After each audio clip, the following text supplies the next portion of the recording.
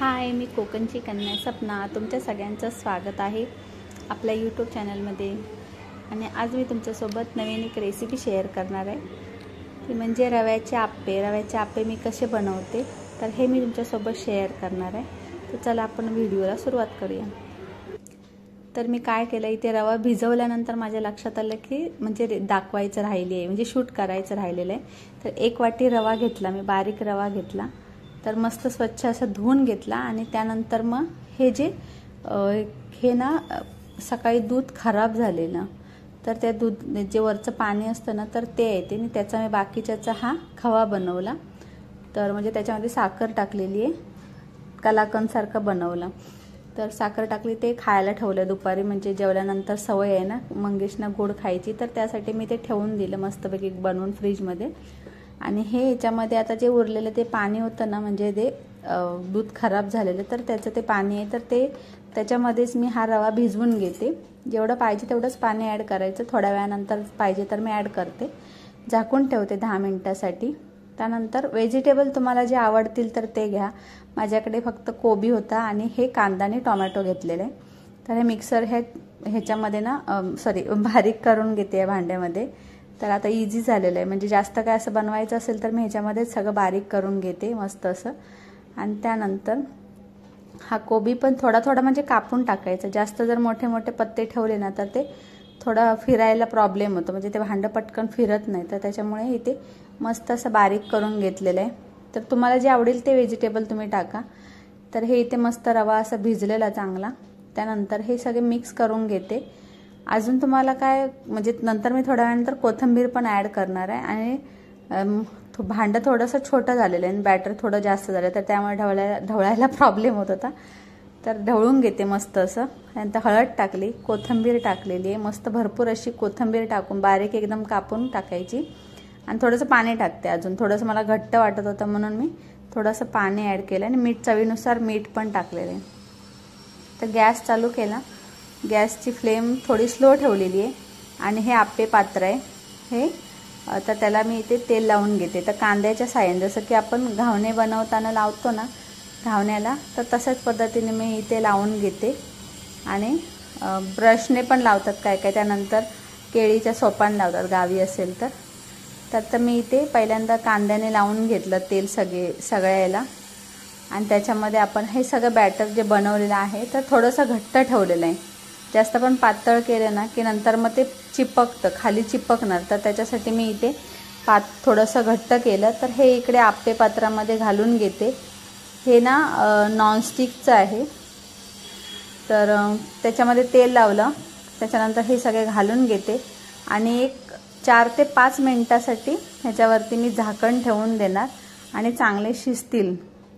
चांगले असे झाकण ठेवले की चांगले शिजतील आणि मस्त झटपट अशी होणारी रेसिपी आहे। मंथनला सकाळी मी आज शिमला मिरचीची भाजी बनवली। भाजी तर तो सगळ्या खातो, पण मी विचार केला की आज त्याला ना आप्पे बनवून देते, थोडंसं वेगळं काहीतरी, काय नाही काहीतरी वेगळं बनवतेस मी त्याच्यासाठी।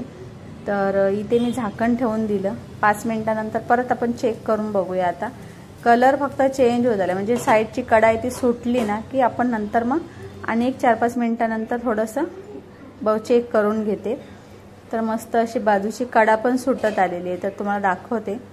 आणि 1-2 चिपकतील, कारण की ते आता ना जे भांडं आहे ना आता हे आप्पे पात्र, तर ते असे सुरीने काढून काढून त्याला ना सगळीकडे असे डाग झालेले आहेत, म्हणजे सुरीने आपण काढतो ना त्यावेळेला ते त्याच्यावरची जी कलई आहे ना तर ती निघते, तर त्याच्यामुळे त्याच्यावरचे थोडंसं ते जास्त तेल लावून मग त्याच्यात घातले ना की चांगले परफेक्ट असे येतात।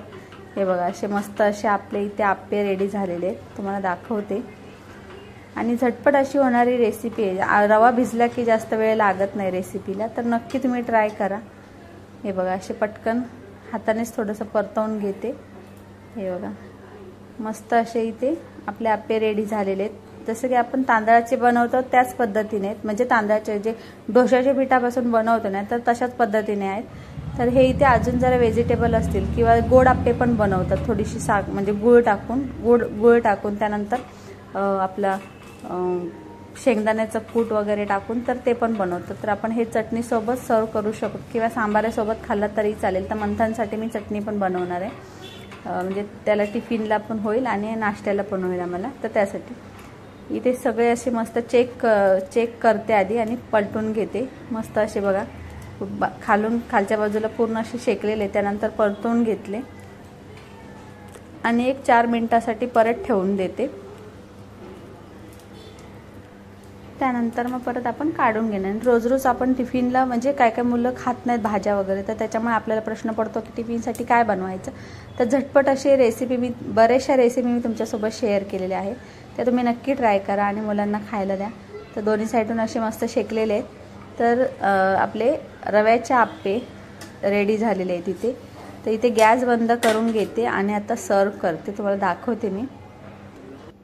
तर केळीचं पान नाही आहे, तर हे इथे केळीच्या पानाच्या आकाराचं ताट आहे माझ्याकडे. तर त्याच्यामध्ये हे सगळे आप्पे ठेवून देते आणि त्यानंतर खोबऱ्याच्या चटणीची व्हिडिओ पण मी तुमच्यासोबत शेअर केलेला आहे. तर नक्की तुम्ही जाऊन बघा आपल्या चॅनलवरती. बरेचसे असे व्हिडिओ मी जे रेसिपी बनवते, ह्या सगळ्या रेसिपी मी जास्तीत जास्त करून लॉकडाऊनमध्ये बनवायला शिकलेली आहे. तर त्याच मी तुमच्यासोबत आता शेअर केलेल्या आहेत. तर हे इथे चटणीसोबत आपण सर्व करू शकतो. व्हिडिओ कसा वाटला हे मला कमेंटमध्ये नक्की सांगा आणि आवडलास तर चॅनलला लाईक करा, शेअर करा, सबस्क्राईब नक्की करा. भेटू अशाच नवीन व्हिडिओमध्ये, रेसिपीमध्ये. तोपर्यंत सर्वांनी काळजी घ्या. आणि बघा मस्त असे आपले आप्पे रेडी झालेले आहेत. आपण चटणीसोबत सर्व करू शकतो किंवा सांबाऱ्यासोबत.